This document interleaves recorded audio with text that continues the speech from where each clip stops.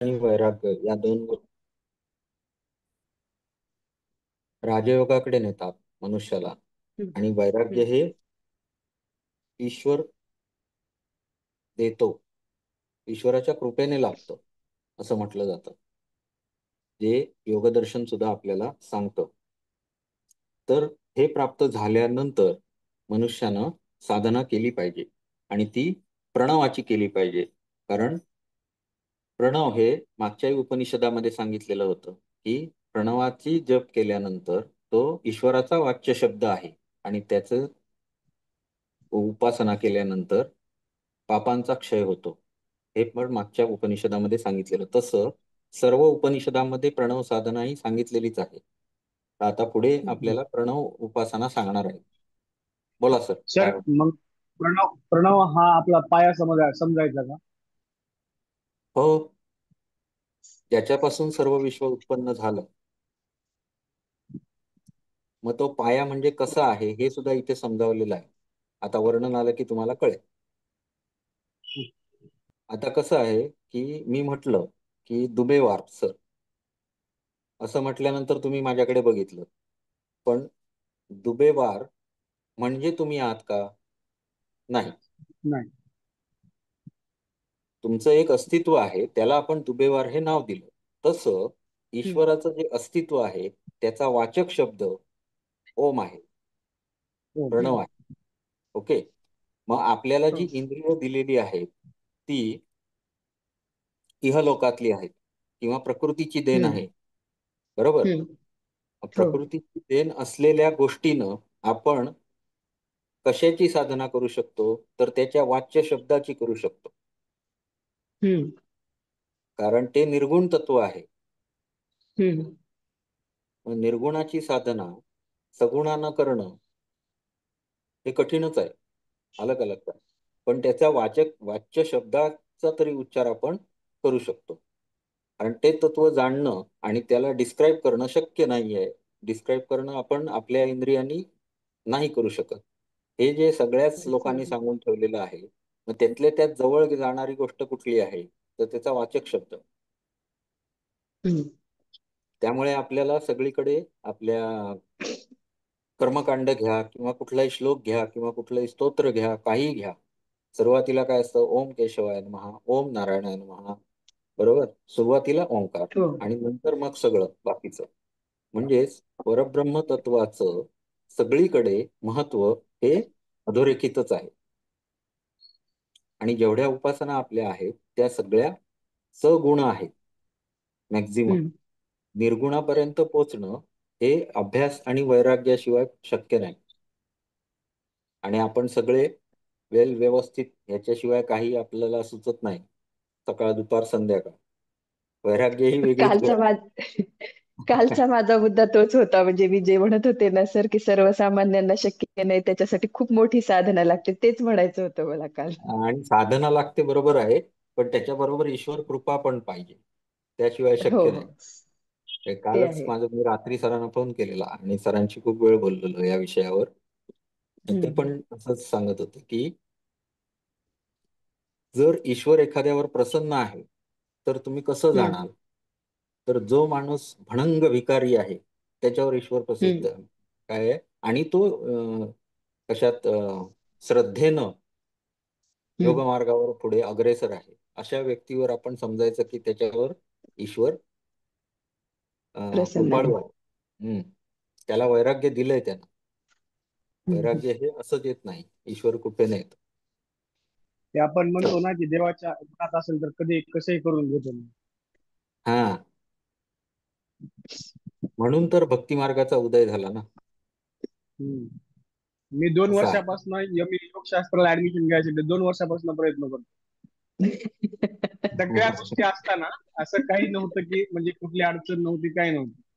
पण मी सरांना फोन करायचे, ऍडमिशन बंद झाल्या दुसऱ्या दिवशी फोन करायचा, सर ऍडमिशन बंद झाले का? सर म्हणायचे कालच बंद झालं. आता पुढच्या वर्षी मला फोन करा बरं सर. सर काय मला फोन करायचे नाहीत, मी काय ऍडमिशन घ्यायचं नाही. पण ह्या वर्षी कसं ते ऍडमिशन झालं. तर ते सर त्या दिवशी मला समजून सांगितले, मी ऑफिसला कॉलेजला आलो होतो.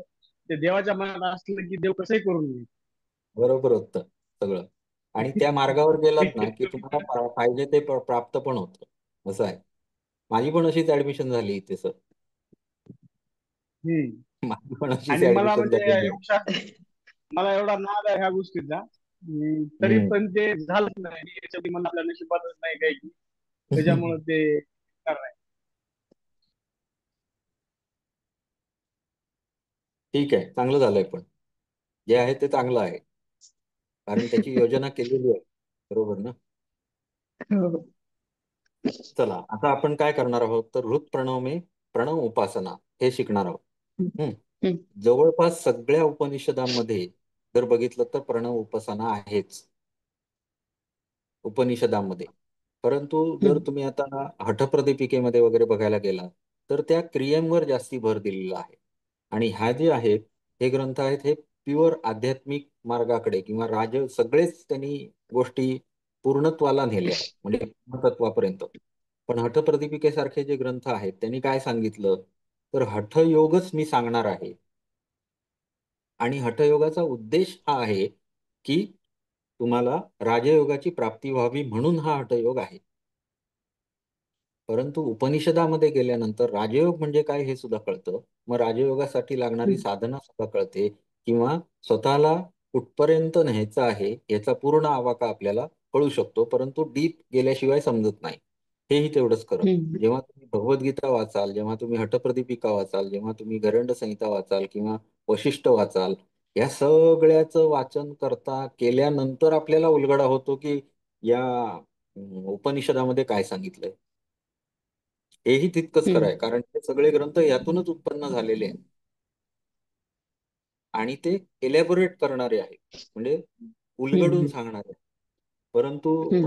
उपनिषद मात्र तशी नाही आहेत. त्यांच्यातले शब्द कसे आहेत तर अगदी त्रोटक आणि त्याचा अर्थ कळायला खूप कठीण आहे. आता उदाहरणार्थ हा श्लोक घ्या. त्रयो लोका, त्रयो वेदा, तिस्त्र संध्या, त्रयस्वरा, त्रयो अग्नयश्च, त्रिगुणाः स्थिताः सर्वे त्रयाक्षरे. आता हे तीन तीन तीन तीन असं लिहून ठेवलं, इलॅबोरेट काहीच केलं नाही. कोणाला जर माहिती नसेल तीन हे काय काय आहे, हम्म. तीन उदाहरणार्थ त्रयोलोका सगळ्यांनाच माहिती तीन असेल लोक. असं नाही. तीन लोक म्हणजे कुठले, हो. असा प्रश्न पडणारे लोक आहेत. मग ते लिहून ठेवणारे हो. जे ग्रंथ आहेत ते वाचल्याशिवाय आपल्याला कळत नाही की त्रयोलोका म्हणजे काय. हम्म. मग आता आपण समजून घ्यायचं की मृत्यूलोक म्हणजे आपण आहोत ते पृथ्वीत लोक हो. म्हणता येईल. त्यानंतर अंतरिक्षातले लोक किंवा स्वर्गलोक जे स्वर्गलोक, सात आहेत, आणि पाताळलोक. पाताळ लोक पाताळलोक. सात आहेत ते. तर एवढे सगळे तिन्ही लोक कशात स्थित आहेत, हम्म. तर सर्वे त्रयाक्षरे या तीन अक्षरांमध्ये सामावलेले आहेत. तीन प्रणव ओम प्रणव, मध्ये. अ, अ, उ, हम्म. म या तीन अक्षरांमध्ये हे हम्म. तिन्ही लोक सामावलेले आहेत. त्यानंतर वेदास्तिस्त्र, तीन वेद सांगितलेले आहेत. तीन. आता हे हम्म. ह्याच्यातून काय सिद्ध होतं, तर तीन लोक हे तीन वेद हे अगोदरचे वेद आहेत. हम्म. अथर्ववेद हा नंतर निर्माण झालेला आहे. म्हणजे नंतरच आहे. इव्हन ह्या उपनिषदांचा कालावधी हा अथर्ववेदाच्या आधीचा आहे. हम्म. असं. तर हे तिन्ही वेद हे सुद्धा कशापासून उत्पन्न झाले, तर या तीन अक्षरांतच ओम. अवलंबून आहेत हम्म. उपस्थित. त्यानंतर तिन्ही संध्या, प्रातः, सायं आणि मध्यान्ह या तिन्ही संध्या, मध्यान्ह. हे तिन्ही म्हणजे थोडक्यात काल हा सुद्धा हम्म. तीन अक्षरांपासून उत्पन्न झाला. त्यानंतर तीनही स्वर ऱ्हस्व, दीर्घ आणि प्लुत. दीर्घ आणि हम्म. हा, ऱ्हस्व म्हणजे अत्यंत छोट, त्यानंतर दीर्घ म्हणजे हम्म. अत्यंत लांबाड, हा. आणि प्लुत म्हणजे लाऊड, हम्म. व्हॉल्यूम मोठा. हम्म. प्लुत हे तिन्ही स्वर याच्यातच अवलंबून आहेत. त्यानंतर अग्नी तिन्ही, गार्हपत्य, हम्म. अहवनीय आणि वैश्वानर हे तीन अग्नी आहेत. हे तीनही अग्नी अकार उकार मकारातूनच जन्म झालेला आहे. असं सगळं. आणि त्रिगुण हा म्हणजे सत्व, रज आणि तम हे तीनही गुण सुद्धा जंतम. त्यांनी उत्पन्न केले ते. आता मी पहिल्यापासूनच सांगत आलोय की हे जे उपनिषद आहे हे वेदांताचं अनुसरण नाही, सॉरी, वेदांताचं जनक उपनिषद आहे, अनुसरण नाही. वेदांत हा हा. हा. नंतरचा संप्रदाय आहे. हम्म. या उपनिषदांमधून ज्या ऋषींनी ज्ञान घेतलं त्यांनी आपापले संप्रदाय निर्माण केले. मग त्याच्यामध्ये सांख्य असतील, योग असतील, अजून काय असेल म्हणजे वेदांत असेल किंवा पूर्वमीमांसा असेल, उत्तरमीमांसा असेल, हे सगळं नंतर तयार झालं. पण ह्या उपनिषदांचं जे सार आहे ते प्रत्येकानं ज्याला आवडेल तसं घेतलं आणि आपला एक संप्रदाय निर्माण केला. मग त्यातला जो संप्रदाय असं म्हणतो की ब्रह्म हे एकच तत्व आहे, त्याच्यापासूनच सगळं हम्म. निर्माण झालेलं आहे, तो संप्रदाय म्हणजे वेदांत संप्रदाय.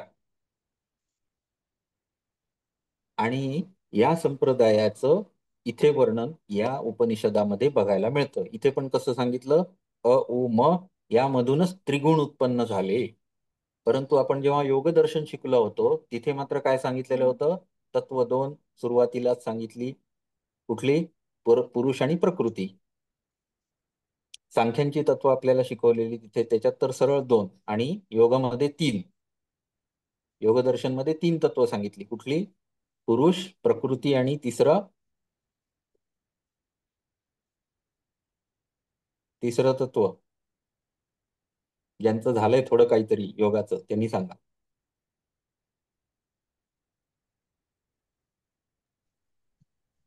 कशामध्ये सर? योगदर्शन.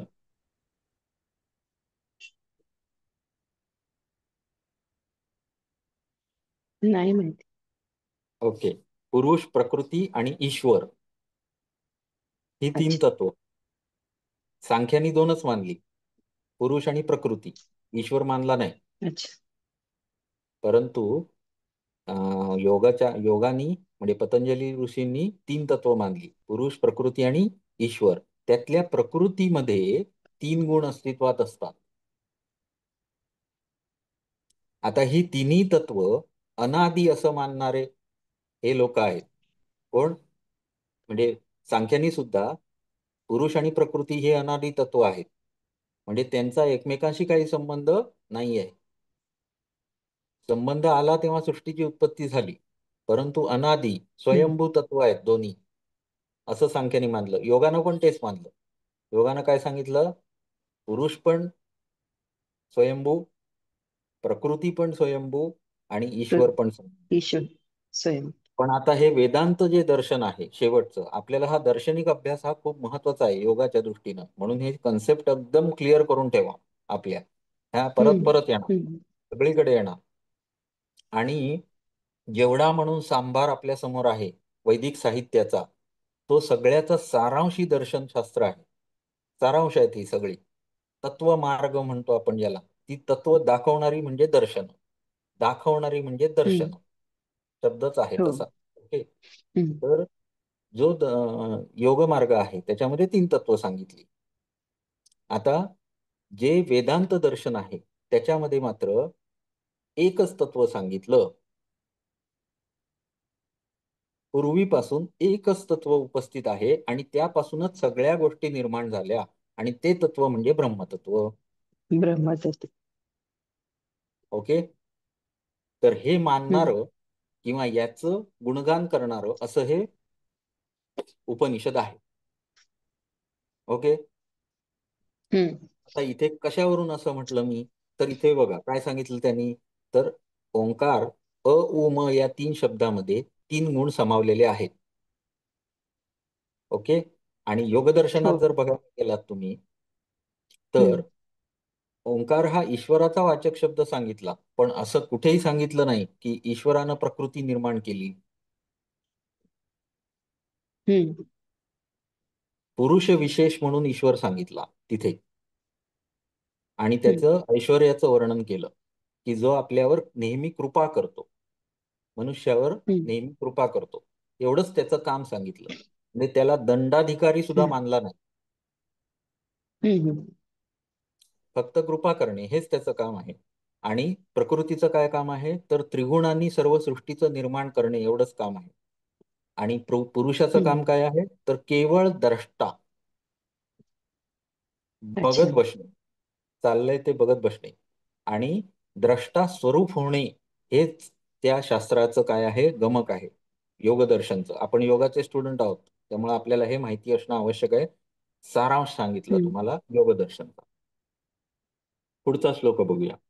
त्रयाणाम अक्षराणाम च यो अधीते अपि अर्धक्षरम अर्धमक्षरम तेन सर्वमिदं प्रोक्तम तत्सत्यम तत्परमपदम. आता परमपदांची या 3 अक्षर म्हणजेच परमपदाला नेणारी गोष्ट आहे असं यांनी इथे सांगितलं. परमपद म्हणजे कुठलं? तर ब्रह्मपद. प्रत्येक दर्शनाचा किंवा सगळ्या शास्त्रांचा उद्देश काय आहे? तर मोक्ष प्राप्ती करून देणे. वेदातील गोष्टींचा एकंदरीत अर्थ काय आहे? तर मोक्ष प्राप्ती ही सुलभ व्हावी. मग ते जे पद आहे, मोक्ष प्राप्ती झाल्यानंतर काय निर्माण होणार? तर त्याला ब्रह्मपद प्राप्त होईल, परमपद प्राप्त होईल. हम्म. हे शब्द आपल्याला सगळीकडे बघायला मिळतात आणि त्याचा या 3 अक्षरांशी संबंध आहे डायरेक्ट, असं यांनी याच्यात सांगितलं. यावरून आपल्याला हम्म. लक्षात आलं पाहिजे की एकच परमपद त्यांनी मानलेलं आहे आणि ते परमपद म्हणजे हम्म. ब्रह्म आणि त्यापासूनच सर्व सृष्टीची रचना झालेली आहे हे हम्म. त्यांनी सांगितलं. परंतु सुरुवातीला तुमच्या लेक्चरला आधी होतात उपस्थित का नाही माहिती नाही, परंतु तिथे आपण काय काय बघितलेलं होतं? तर सांख्याची जी सगळी सृष्टी आणि तत्व होती ती सगळी सुद्धा त्यांनी कशी उत्पन्न झाली याविषयी सुद्धा मागच्या याच्यामध्ये वर्णन होतं. होतं ना मॅडम? हम्म. तर मॅडम होत्या. तर तिथून ते पण आपल्याला समजतं. त्याच्या आता आत पाठी पाठी पाठी गेलो तर मग ते सगळ्यांच्या खूपच डोक्याला त्रास होईल. नको जाऊ. ठीक आहे. आता हा जे 3 अक्षर आहेत ती कुठली आहेत? तर अ उ म. हम्म? हम्म. आणि या अक्षरामुळे काय होतं? तर अं, यो अदिते अपि अर्धम अक्षरम.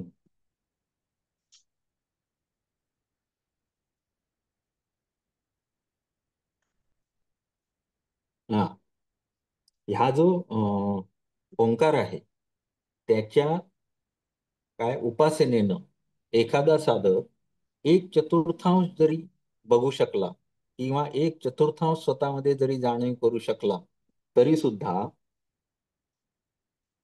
तो भलीभांति समझ लेता है कि उसी ब्रह्म में यह सारी सृष्टि लोक लोकांतर सभी कुछ समाया हुआ है.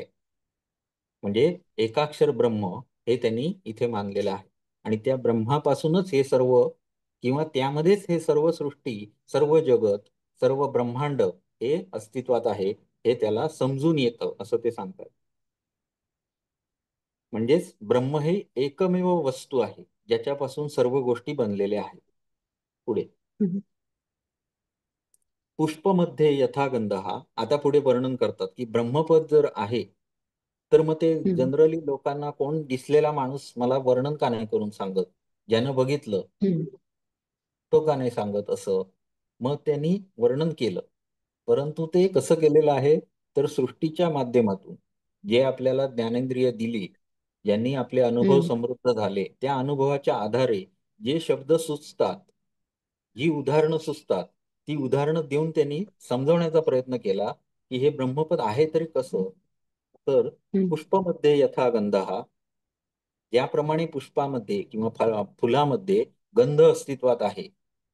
काढून दाखवा बघूया. एक फुल तुम्हाला देतो, गंध काढून दाखवा बाहेर. नाही शक्य. शक्य नाही. तो त्याचा गुण आहे, तो त्याच्या अंतर्भूतच आहे. बरोबर आहे ना? हम्म. मग तशा पद्धती सृष्टीतल्या सगळ्या कणाकणामध्ये हे परब्रह्म अस्तित्वात आहे.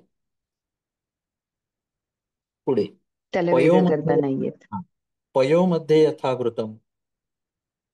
असं म्हणू शकतो का आपण की हे दूध आहे, हे तूप थोडंच आहे? बरोबर आहे. नाही. त्यांना दूधच काय आहे म्हणलं? पण दूध हा. हे दूध आहे, हे तूप थोडंच आहे हम्म. असं म्हटलं जर नाही. तर त्याला आपण घुसळून त्याच्यावर प्रक्रिया करून संस्कार करून आपण तुपात रूपांतर करू शकतो. म्हणजेच हो. दुधामध्ये पहिल्यांदा तूप अस्तित्वात होतच ना. हो. पण ते दिसत होतं का? नाही. नाही. म्हणजे त्याच्यात अस्तित्वात आहे. मग अशाच पद्धतीत हम्म. जरी दिसत नसलं तरी अस्तित्वात असणारं परब्रह्मतत्व आहे. हम्म. ओके. पुढे तिलमध्ये यथा तैलम. हम्म. तिळामध्ये तिळाचं, तेल. हा, तीळ असे हातात घेतले, कुठे आहे तेल दाखवा, नाही, पण त्याला पिसा, त्याला ग्राइंड करा, जे निघेल ते तेल असणार. मग ते सुद्धा दिसत नसलं तरी त्याच्यामध्ये अंतर्भूत आहे. आणि आहे. याला कार्यकारणवाद नावाचा एक प्रकार पुढच्या सगळ्या दर्शनामध्ये येणार आहे. हम्म. कुठल्याही गोष्टीला कार्य म्हटलं तर त्याच्या मूलभूत ठिकाणी असणारं कारण हे अस्तित्वात असतं. कारण. बरोबर आहे. म्हणजेच हो. तिळापासून तेलाची उत्पत्ती होते, रेतीपासून होईल का? नाही होणार. नाही. म्हणजे तीळ हे तेलाचं कारण झालं. तसं हम्म. या सर्व सृष्टीचं कारण हे परब्रह्म तत्व आहे, असं मानणारे जे आहेत ते वेदांत दर्शन असं म्हटलं जातं. ओके. हम्म. आणि ह्या योग तत्वोपनिषदामध्ये सुद्धा सर्व सृष्टीचं मूळ कारण म्हणून ब्रह्म किंवा परब्रह्माला मानलेला आहे. आणि त्याचा वाचक हम्म. शब्द हा ओंकार आहे. मग त्याचा एक चतुर्थांश जरी आपण समजू शकलो तरी सुद्धा कल्याण होईल, असं त्यांचं म्हणणं आहे. सुरुवातीला जे ओंकाराची महती सांगितली तिथे.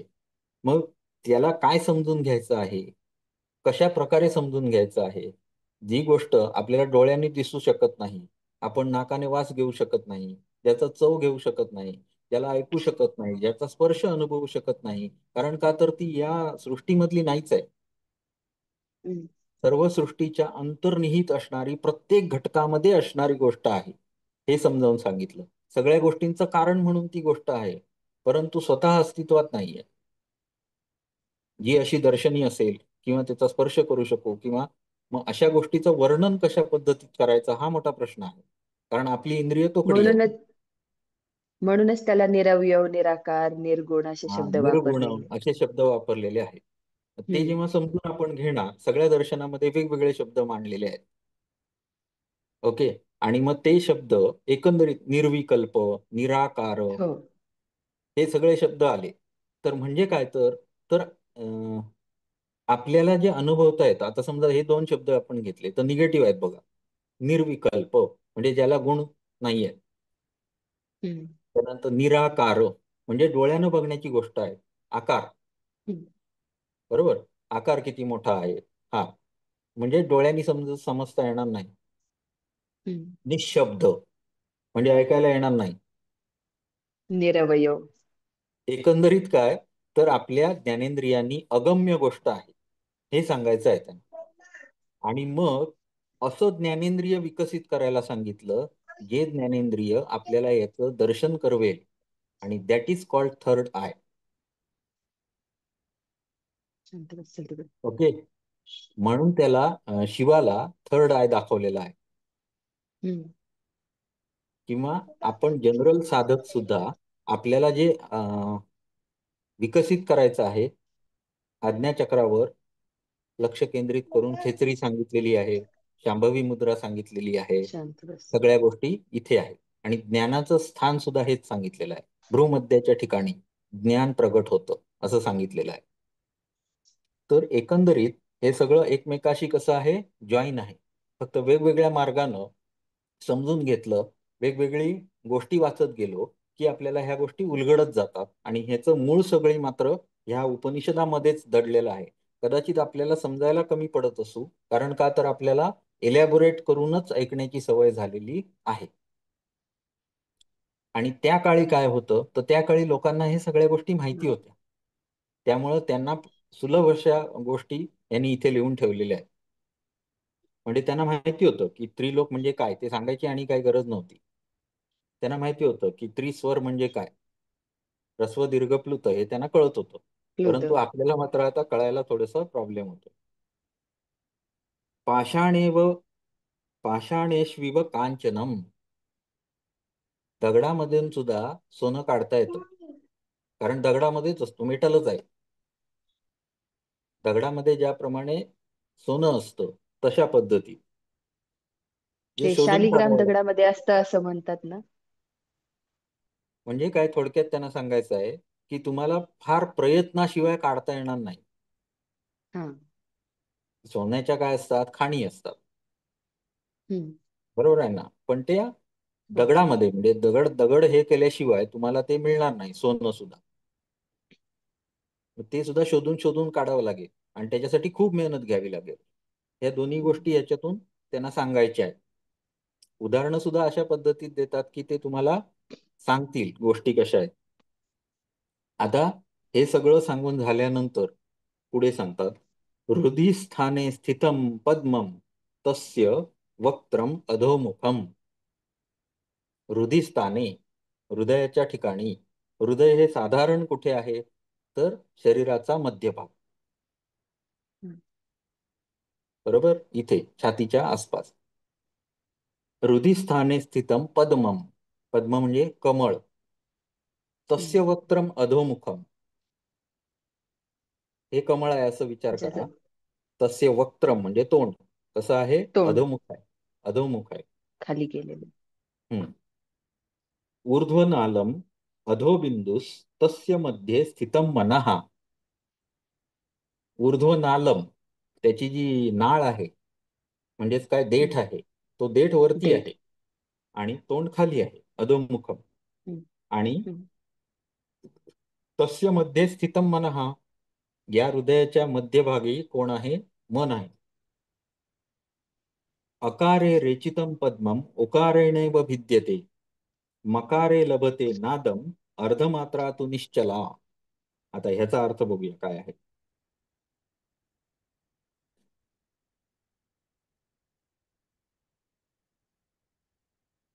या आता इथे मन जे सांगितलं, हृदय हे सुद्धा आपल्या आत्म्याचं स्थान सांगितलेलं आहे. सगळ्याच उपनिषदामध्ये हे सांगितलेलं आहे. आणि हृदय पुंडरीकामध्ये आत्मसाक्षात्कार ह्या गोष्टी, किंवा हृदपद्मामध्ये ओंकाराचा साक्षात्कार, अनाहत ध्वनीचा साक्षात्कार, ह्या सगळ्या गोष्टी आपल्याला पुढच्या सर्व उपनिषदांमध्ये मिळणार आहे. अ अक्षरामध्ये चैतन्य स्वरूपाचा साक्षात्कार करता येऊ शकतो. आता इथे कसं वाक्य व्हायचं? ओम के ओ अक्षर में चैतन्य रूप का साक्षात कर लेने पर हृदय कमल का मुख ऊपर हो जाता है.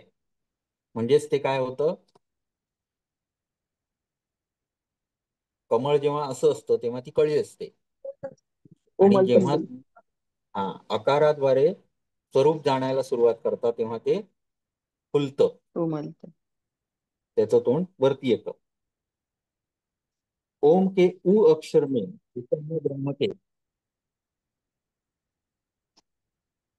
चैतन्य ब्रह्म के तेजस रूप का साक्षात्कार कर लेने पर हृदय कमल खिल उठता है. नाही, सुरुवातीला काय होतं? तर ते वरती होतं फक्त. त्याच्यानंतर उ शब्दाने ते खिल म्हणजे हे करतं, काय, फुलतं. त्याच्यानंतर म अक्षर में प्रज्ञा स्वरूप एक रस चैतन्य ब्रह्म का साक्षात्कार होने पर ईश्वर तत्व से युक्त प्रणवनाद सुनाई देता है. आता हा जो त्यांनी प्रणव सांगितला तो स्वतः एक्सपिरियन्स करून सांगितला. आणि त्यांचा एक्सपिरियन्स कसा होता? तर ओम याला त्यांनी अंतर्नाद म्हणून शोधलं आहे. आणि त्याच नादाला ते सृष्टीतल्या सगळ्या पदार्थांमध्ये त्यांनी बघितलंय सुद्धा. आणि असे जे ऋषी होते त्यांनी हे लिहून ठेवलेलं आहे. ओके. तर त्यांनी असं सांगितलं की अ उ म हे जेव्हा तुम्ही शोधायला जाता तेव्हा ते तुम्हाला अंतरात्म्यात म्हणजे त्याच्या हृदयात, स्वतःच्याच हृदयात मिळेल. त्याचं स्थान स्वतःच हृदयच आहे आणि तिथे तुम्हाला हा ध्वनी प्रकट झालेला मिळेल. आणि तो कुठल्या बाह्य कारणाने उत्पन्न झालेला नाही. आहत नाद नाही. म्हणजे हा आहत नाद झाला. दोन गोष्टी एकमेकावर आदळल्या. स्वरयंत्राची दोन पाकळ्या आहेत, त्या आवळून आवळून आपण आपला स्वर तयार करतो. दोन गोष्टी आपटून आपटून तयार करतो. तसेच जगातल्या प्रत्येक गोष्टीचा नाद हा आहे तो आपटल्याशिवाय उत्पन्न होऊ शकत नाही, घर्षणाशिवाय उत्पन्न होऊ शकत नाही. परंतु नाही. ओम हा असा शब्द आहे जो कशाने उत्पन्न होतो? तर ब्रह्माचा वाचक शब्द आहे. आणि तो कुठल्याही गोष्टीच्या दोन आपटण्याने उत्पन्न झालेला नाही, तो असाच उत्पन्न झालेला आहे. अन शांततेचा. आहत, न आपटता उत्पन्न झालेला ध्वनी. आणि हा आपल्याला इथे बघायला मिळतो. कुठे? आपल्या हृदयाच्या ठिकाणी. आणि त्याचं साक्षात्कार करणे हा आपल्या म्हणजेच ब्रह्मपद मिळवणे आहे. पुढे वह ब्रह्म साक्षात्कार की नाही पुढे आहे. शुद्ध स्फटिक संकाशम निष्कलम पापनाशनम लभते योगयुक्तात्मा पुरुषस्तत्परम पदम. आता ह्या पदाचं वर्णन करतात. ह्या अ इ उमाला अ उ म या तिन्ही अक्षरांना आपण हृदयस्थानी अनुभव करणार आहोत. अनाहत नादाचा आपण अनुभव करणार आहोत आणि तो अनुभव झाल्यानंतर आपल्याला कसं पद ते प्राप्त होईल त्याचे वर्णन करतात. ब्रह्म साक्षात्कार की इस अवस्था में अ उ म मात्राओं का लोप हो जाता है, मन एकाग्र हो जाता है। या इस अवस्था में पाप पुण्य की भावना भी नष्ट हो जाती है और शुद्ध स्फटिक के समान ब्रह्म मात्र शेष रह जाता है। योग युक्त पुरुष इस परम पद को प्राप्त कर कृतकृत्य या धन्य हो जाता है। याला प्राप्त करणं एवढं सोपं नाहीये, परंतु जेव्हा प्राप्त होईल तेव्हा या सगळ्या गोष्टींचा लोप होईल असं त्यांनी सांगितलं. आता इथे संकल्पना कशी आहे हे समजून घेणं आवश्यक आहे. मुक्त होणे ही संकल्पना आपल्याकडे आहे. मुक्त मग हम्म. कशातून मुक्त? तर पुनर्जन्माच्या फेऱ्यातून मुक्त. ओके. ब्रह्माने ही जी सृष्टी हम्म. निर्माण केलेली आहे त्याच्यामध्ये नियम घालून दिलेले आहेत हम्म. आणि ती जी नियम आहेत त्याच्यामधले नियम काय आहेत? तर पाप पुण्य याच्या हिशोबानुसार तुमची वही घातली जाईल आणि ती हम्म. वहीमध्ये तुम्ही पुण्य केलं असेल तर पुढच्या जन्मी तुम्हाला सुख तेवढी उपभोगायला मिळतील. 1 किलो पुण्याला 1 किलो सुख दिलं जाईल आणि 1 किलो दुःखाला 1 किलो दुःख दिलं जाईल. हम्म. पापाला सॉरी ही हिशोब घातलेला आहे आणि त्या हिशोबानुसार तुम्हाला जन्म सुद्धा मिळेल. म्हणजे तुम्ही कशा प्रकारचं पाप केलेलं आहे, कशा प्रकारचं पुण्य केलेलं आहे, तशा प्रकारे तुम्हाला पुढच्या योनीत जन्म मिळेल. त्याचप्रमाणे तशा प्रकारची सुख उपभोगायला मिळतील, तशा प्रकारची दुःख पण उपभोगायला मिळतील. हे आपलं काय आहे पुनर्जन्माचं चक्र आहे आणि चक्र. यामध्ये मनुष्य सतत फिरत राहतो. त्यातून कधीच बाहेर पडत नाही.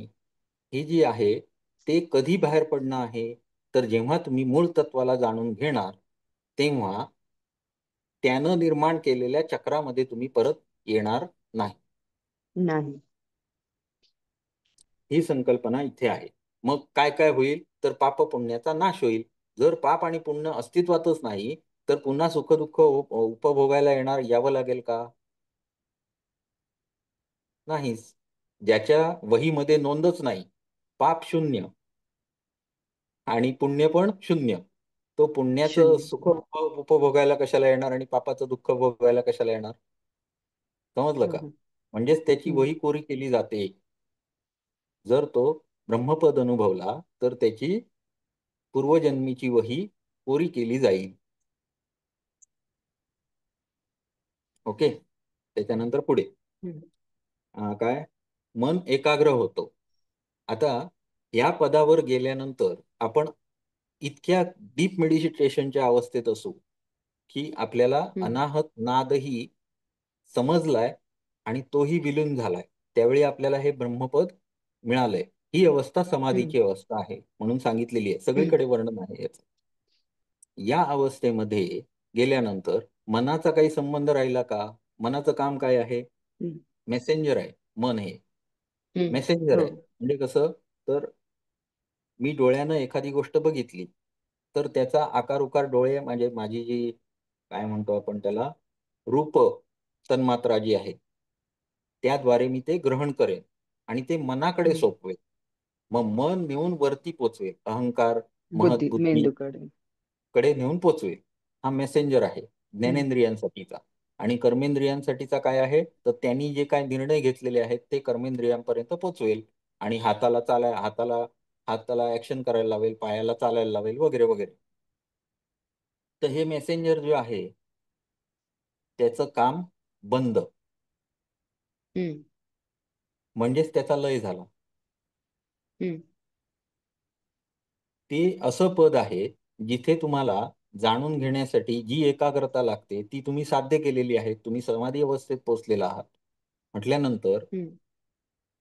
ती एकाग्रता तुमच्यापर्यंत आली आणि अशा अवस्थेमध्ये जे सांसारिक बाबी आहेत, ज्या ज्ञानेंद्रियामार्फत आपल्यापर्यंत पोहोचत आहेत, त्यांना आपण अडवलेलंच आहे.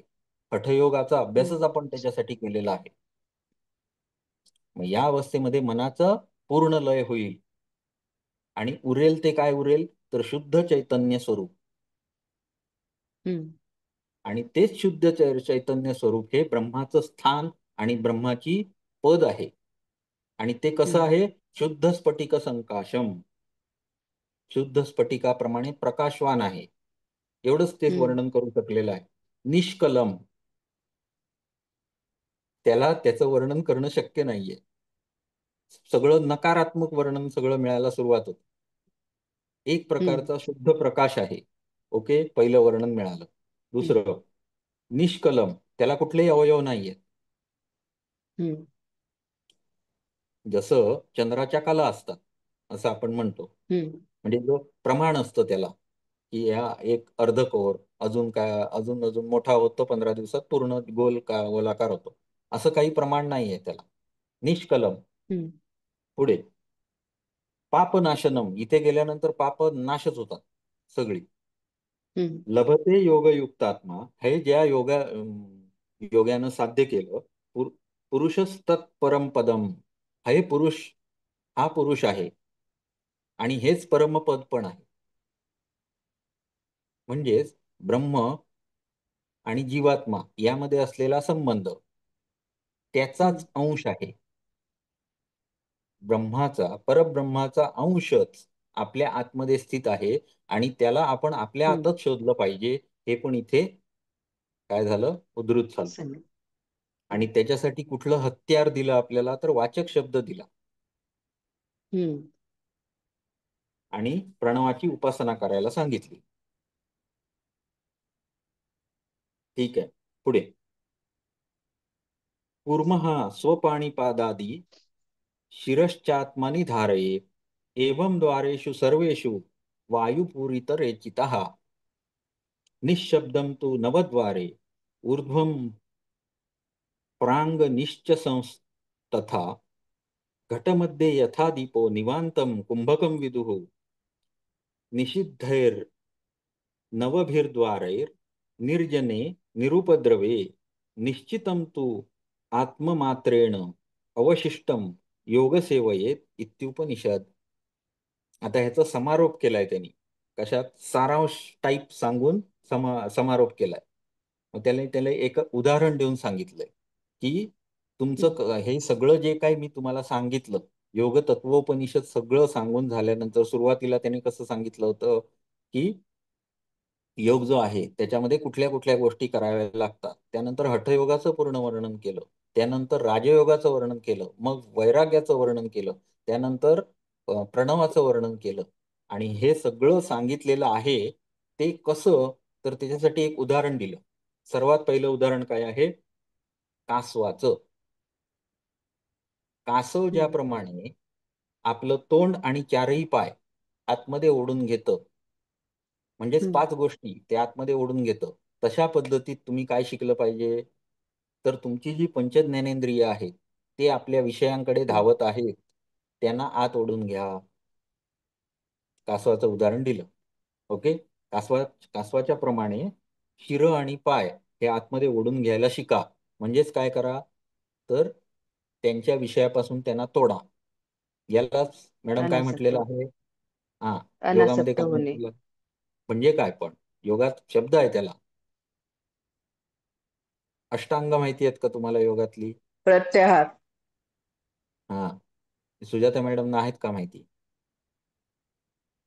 हा, यम, नियम, आसन, प्राणायाम, प्रत्याहार, धारणा, ध्यान आणि समाधी, ही 8 अंग आहेत. हम्म. त्याच्यापैकी हम्म. प्रत्याहार जे आहे ते म्हणजे हम्म. सर्व इंद्रियांना आतमध्ये खेचून घेणे किंवा सर्व इंद्रियांना त्यांच्या विषयांपासून तोडणे. उदाहरणार्थ, डोळे हम्म. बंद करा, बाहेरचं जग दिसायचं बंद होईल. म्हणजेच हम्म. मनावर जो डोळ्यांचा ताण होता तो कमी करता येईल. हम्म. तुम्ही निर्जन ठिकाणी जाऊन बसा, तुमच्या कानाला येणारे विषय येऊन थांबतील. म्हणजे तुमचा हम्म. कानाचा लोड मनावरचा कमी होईल.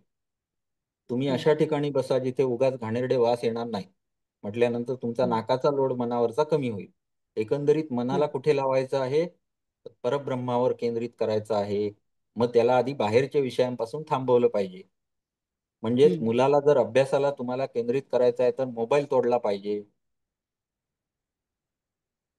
जसं आपण बाकीच्या गोष्टी करतो तसंच आहे. आत्मकेंद्रित करण्यासाठी मनाला आधी सवय लावायला पाहिजे. त्याला बाहेर धावण्याची सवय झाली आहे, ती आधी हम्म. काढून घेतली पाहिजे. बंद मग केलं. कासवाचं उदाहरण दिलं ते झालं. त्यानंतर एवं नवही द्वारांचं उदाहरण दिलं. का तर प्रत्येक द्वार हे काही ना काहीतरी आत घेतंय प्राणस्वरूपात किंवा काहीतरी बाहेर काढतंय प्राणस्वरूपात. आपल्याला हठयोगाद्वारे त्यांनी काय सांगितलं तर प्राणाला आतच कोंडा, अपानाला पुन्हा वर खेचा. म्हणजे प्राणाला आत कोंडण्यासाठी जालंधर बंद आणि अपानाला वर हा. सोडण्यासाठी मूलबंध आणि मूलबंध. उड्डीयन बंधाद्वारे वायूला ह्याच्यात पाठवा, सुषुम्नेमध्ये पाठवा. सुषुम्नेत. मग ही जी 9 द्वारं आहेत, आपल्या शरीराला 9 द्वारं आहेत. कुठली कुठली आहेत? तर 2 डोळे, डोळे. 2 नाक. कान, 2 नाक, नाक. हं? मुख. त्यानंतर मुख, मूत्रेंद्रिय, गुदा. गुदमार्ग. ही गुदमा. 9 द्वारं आहेत. या 9ही द्वारांमध्ये वायूचं चलनवलन चालू आहे. म्हणजेच प्राणाचं चलनवलन चालू आहे. बरोबर आहे. ही 9ही द्वारावर सुद्धा तुम्ही काय करा? बंद लावा आणि मुद्रांद्वारे तिथल्या वायूला मार्गस्थ करा. कुठे? सुषुम्नेमध्ये. ही सगळं हठयोगाचं कर्तव्य आहे. हठयोगाद्वारे हे गोष्टी करायच्या आहेत. तर हे केल्यानंतर काय होतं? वायू पूरित रेचितः, वायूचं नियमन करायचं आहे. पूरित आणि रेचित. निषिद्धम तु नवद्वारे ऊर्ध्वम प्रांगनिश्च संस्ततः. हम्म. हा, याच्यामुळे काय केलं पाहिजे? या 9ही द्वारांना निषिद्ध मानून त्यांच्यापासून काय प्राणवायू भरणे आणि प्राणवायू बाहेर काढण्याचे काम बंद केले पाहिजे. म्हणजे सुषुम्नेमध्ये प्रवाहित केला पाहिजे. तो दुसरीकडे कुठे जाऊ शकत नाही. त्याला एकच द्वार उरतं, तो म्हणजे सुषुम्नेचं द्वार. म्हणजेच कुंभक साधला पाहिजे. थोडक्यात तुम्हाला सांगायचं तर कोंडला पाहिजे वायू आतमध्ये. त्याला खालूनही बाहेर वाट करायची नाही, वरूनही वाट करायची नाही, की तो एकच ठिकाणी जाणार, दॅट इज सुषुम्ना. सुषुम्ना. हा. पण याचा क्रम काय असेल सर? बंद लावताना कोणता बंद आधी लावायचा? आधी सुरुवातीला जालंधर बंद. कारण का? तर आपण घेतला श्वास आतमध्ये, बरोबर. श्वास आतमध्ये घेतला, त्याला परत वरती जायचा आधी पहिला मार्ग बंद करा. आता तो कुठून जाऊ शकतो? खालून जाऊ शकतो. खालून. खालचा आधी मूलबंध. दुसऱ्यांदा बंद करा, दुसरा क्रम. आणि तिसरा काय करायचा आहे? तर त्याला प्रेरित करायचा आहे, उड्डीयन बंद लावायचा आहे. अच्छा. हम्म. पुढे अं, हा, निर्जन. आता हे तर आपल्याला समजलं. घटमध्ये यथा दीपो निवांतम कुंभकम विदुः निषिद्धैर नवभिर्द्वारे निर्जने निरुपद्रवे. निर्जन और उपद्रव रहित स्थान में निर्जने निरुपद्रवे. म्हणजेच कुठल्या ज्ञानेंद्रियाला प्रोव्होक करायचं नाहीये, कुठल्या ज्ञानेंद्रियाला त्रास अजिबात होणार नाही असंच आपण स्थान निवडलेलं आहे. जेव्हा आपण योग साधनेला बसणार आहोत तेव्हा निर्जन ठिकाणी भोग सुद्धा त्याचं कमी असलं पाहिजे. आतमध्ये उगाच वारा आला, स्पर्शाला जास्ती जाणवलं असं नको आहे. त्याच्यानंतर ती उंच सखल नको आहे, वगैरे वगैरे सगळं बघितलं. कीट लुता नको, स्वच्छ असावी, वगैरे वगैरे. बरोबर. हे सगळं का केलं? तर आपल्याला ज्ञानेंद्रियांना तोडायचं आहे. ज्ञानेंद्रियांचे इनपुट्स कमी करायचे आहेत, ते कमी केले. आणि कुठलं तरी एक जे आसन, बैठक आसन आहे, जे आपल्याला त्याला काय म्हटलेलं आहे? बैठक स्थितीतील आसनाला काय म्हटलं मॅडम? सिद्धासन, पद्मासन, भद्र, स्वस्तिकासन, स्वस्त. भद्रासन. हा, पण यांना कसली आसनं म्हटलेली आहेत? एक्झॅक्ट शब्द आता आठवत नाहीये मला. हा हा ध्यानात्मक आसने. हा ध्यानात. हा, ध्यानात्मक आसने पैकी कुठलं तरी एक आसन घालून बसायचं आहे आणि केवळ कुंभकाच्या प्राणायामाला काय करायचं आहे, सुरुवात करायची आहे. केवळ कुंभकापर्यंत पोहोचायचं आहे, हळूहळू, शनैः शनैः. आणि मग अवस्था कशी होईल, तर घटमध्ये यथा दीपो निवांतम कुंभकम विदुः.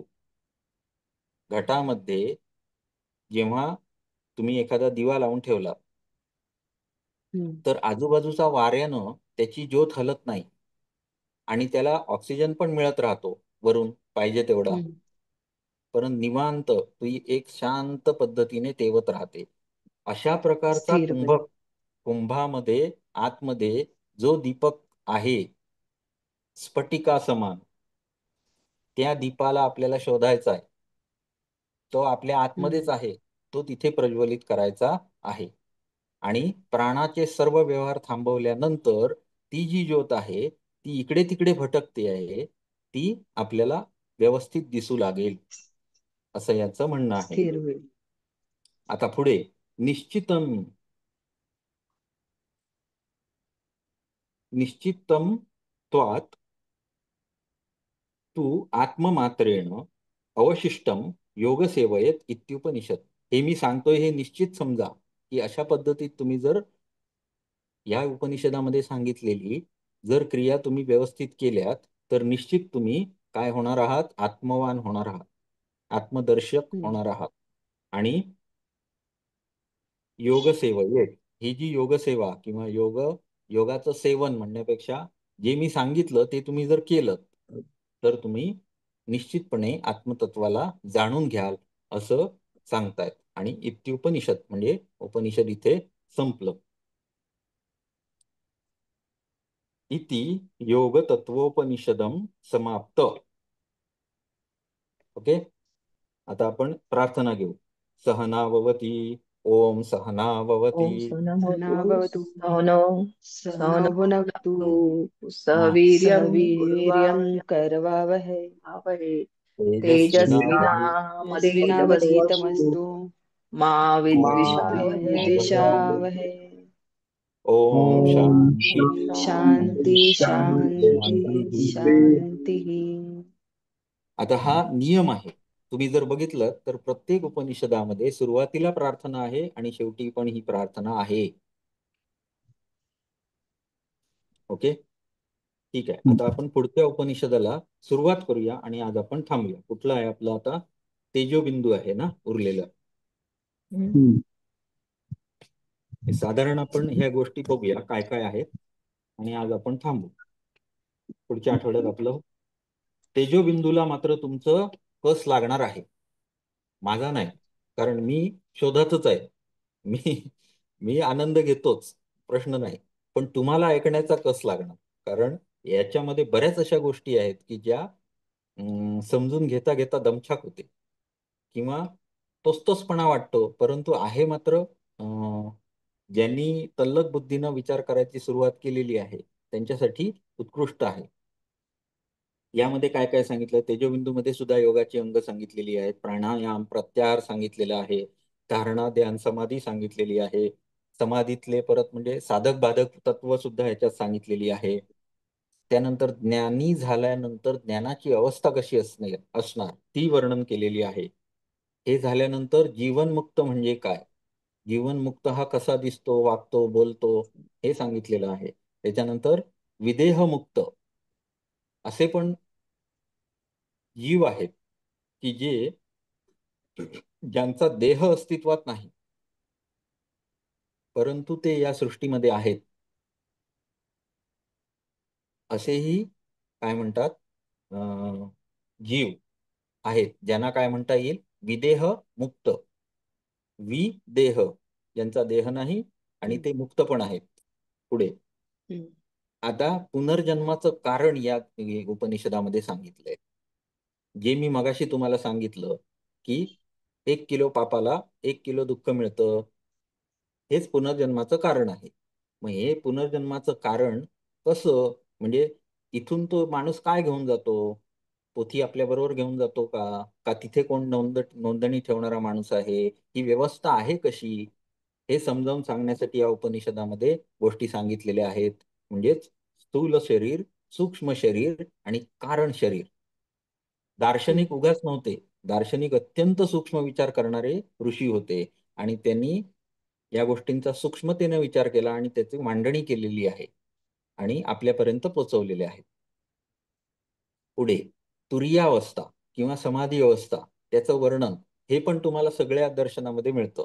कारण का, तर मनुष्याला या गोष्टीचं समजावून, आपण जरी त्यांच्या अतींद्रिय असली तरी सुद्धा ती समजावण्यासाठी थोडाफार प्रयत्न केलेला आहे प्रत्येक उपनिषदामध्ये. आत्म आणि अनात्म पदार्थ, त्यानंतर सच्चिदानंद ब्रह्माचं स्वरूप, हे सगळ्या गोष्टी तेजोबिंदू उपनिषदामध्ये आपल्याला बघायला मिळणार आहे. ओके, आता आपण 49वा श्लोक बघू. 49 पेज.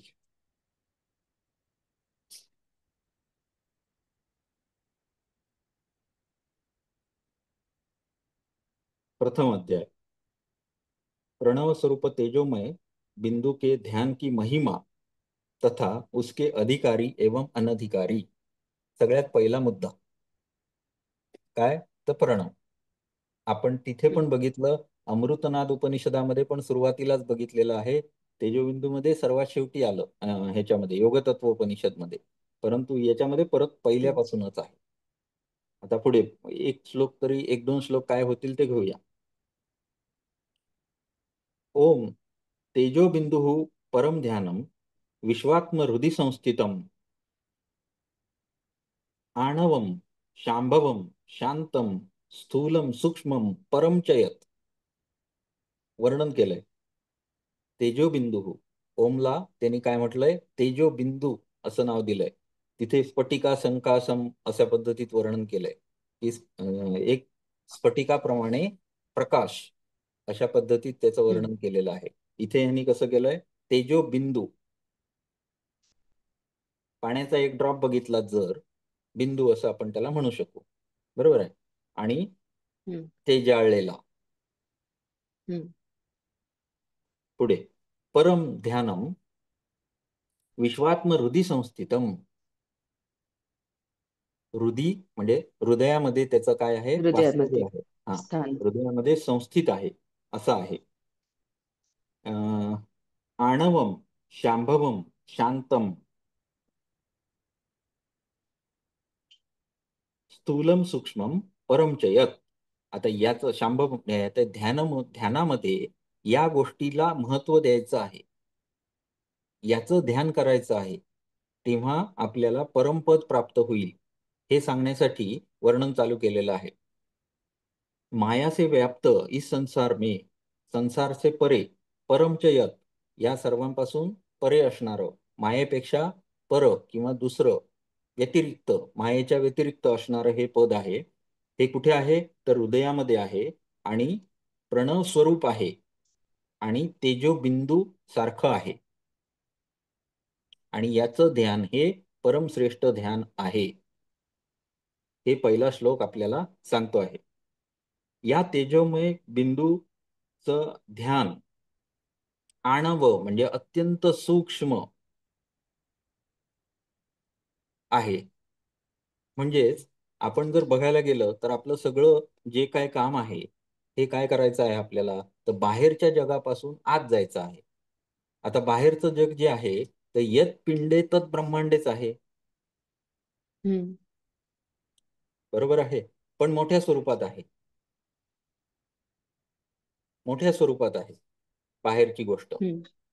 कारण माझ्यापुरतंच माझं जग असू शकतं, परंतु ब्रह्माच्या लेखी जे जग आहे त्याचा विस्तार किती आहे, तो प्रचंड मोठा आहे. अनेक ब्रह्मांड आहेत, बरोबर आहे, आणि त्याचा विस्तार सांभाळणारा तो एक आहे, बरोबर आहे, किंवा ज्याच्यापासून उत्पन्न झाली असं अनेक गोष्टी आहेत. पण मला त्याला शोधायचं असेल तर बाहेर शोधत फिरू का, नाही, मग मला आत गेलं पाहिजे. आता आत जाणे म्हणजे काय, समजा एखादा आपण हे बोट घेतलं, तर ह्या बोटाच्या आत जाऊन त्याला शोधायचं आहे, तर आपल्याला काय काय करावं लागेल, पहिलं त्वचेच्या आत जावं लागेल, बरोबर आहे. त्वचेच्या हम्म. आत गेल्यानंतर अजून कुठे कुठे जावं लागेल. पण अजून एखादी एंटिटी म्हणून घेऊया. तर ह्याचं सगळ्यात बॉडीचं सगळ्यात सूक्ष्मतम कुठली गोष्ट आहे? सेल. हम्म.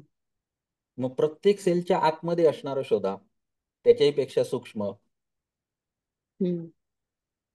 म्हणजे तुम्हाला मिळेल.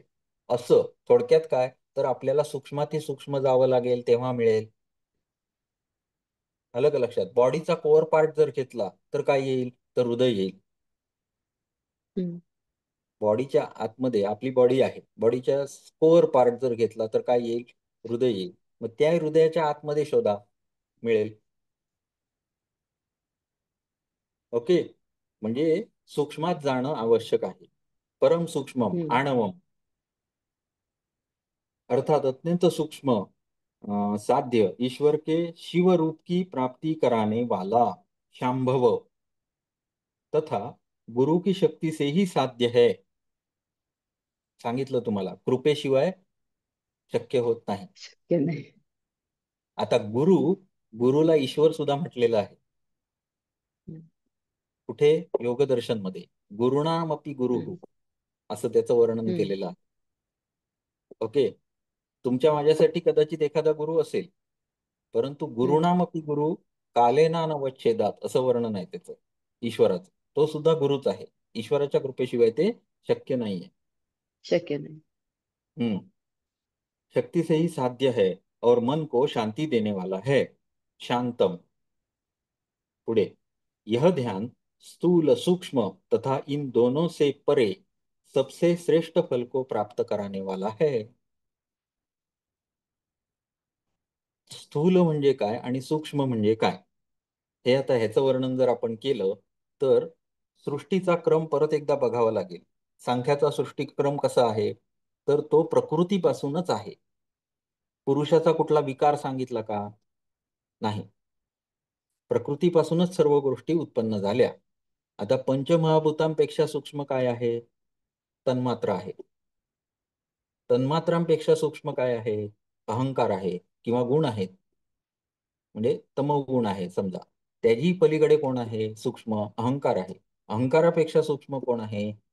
तर महतबुद्धी. त्याही पेक्षा कोण आहे? तर प्रकृती. आणि प्रकृतीच्याही परे कोण आहे?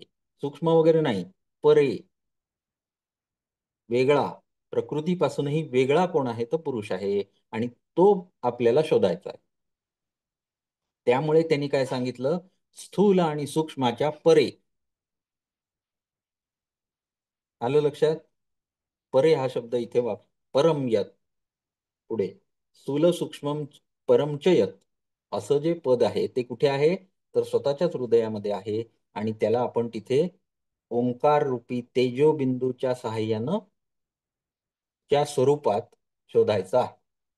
ओके. आज आपण इथे थांबूया. उद्या पुढचे श्लोक घेऊया. ठीक आहे. हरिओम. डाळिंबे सर आलेत का? नाही आलं. नाही आले सर. आज काय क्लास आहे की नाही त्यांचा काय कळत नाही. माहित नाही सर. सर, 1 मिनिट हा, जरा थांबा.